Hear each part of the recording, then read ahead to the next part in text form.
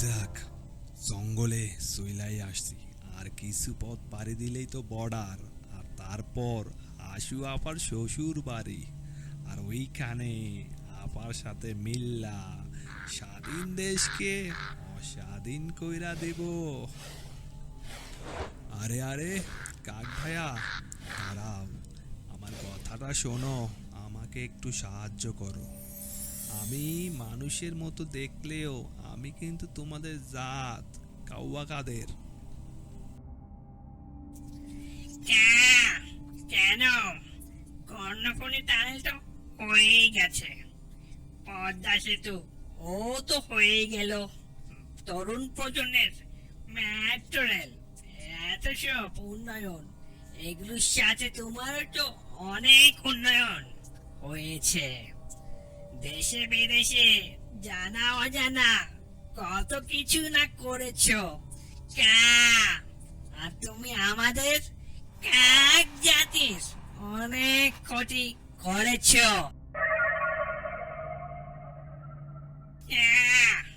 Gas নিয়ে গুলি ছুড়ে মানুষ মেরেছো। তার সাথে আমাদের ক্ষতি করেছো, আমাদের কত নিরাপরাধ কাক ভাই জাতিকে মেরেছো। তার হিসাব কি তোমার কাছে আছে? বলবো না, একটা শব্দ বলবো না। এই সব কিছু হাসু আপা জানে, তার হুকুমেই হইছে। তুই নাকি আমাদের জাতিতে নাম লিখিয়েছিস? জ্বালা, বড় অন্তর জ্বালা। আমি না, মানুষে বলে। আমরা তো দুর্নীতিকে না বুঝি না। ক্ষমতায় থাকার জন্য কাউকে মারিও না। আমরা তো শহরকে পরিষ্কার রাখি, কিন্তু তুই তো শহরকে দূষিত করছিস, আমাদেরকে শহরে ছাড়া করছিস, কত মায়ের কোল খালি করছিস। ভুয়া, সব ভুয়া।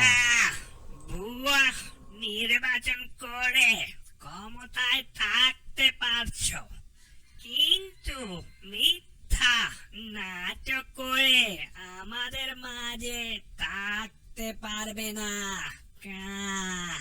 তুমি চলো আমাদের সর্দারের কাছে। না, এমনি বললে হবে না, একটু অভিনয় করতে হবে। 1 বছর, 2 বছর, দেখতে দেখতে 60 বছর। মানুষ বাঁচে কয় বছর? কাক ভাইয়া, আমি তো মৃত্যু পথযাত্রী, আমার সময় শেষ। তোমাদের সমাজে আমাকে একটু থাকার ব্যবস্থা করে দাও না ভাইয়া।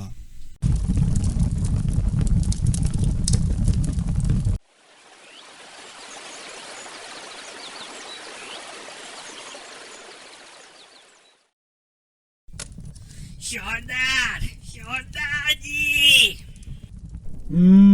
থাম থাম, জানি জানি, সব জানি। ও হলো গুড়া নেতা, পাতি নেতা, শিকি নেতা, আদবি নেতা, সকল নেতার ওস্তাদ কাউয়া কাদের, যে দেশকে না ভালোবেসে ভালোবাসে ক্ষমতাকে।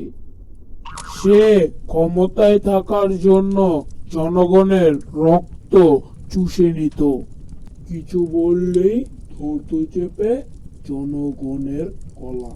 এখন দেশ স্বাধীন হওয়াতে সে আমাদের কাউয়া সমাজে থাকতে চায়। আত্মগোপনে থেকে নীল নকশা এঁকে দেশের ক্ষতি করতে চায়। ও শাস্তি হতেই হবে। এক্ষুনি ওকে পাতালপুরীর আয়নাঘরের ডাইনির কাছে ফেলে দিয়ায়।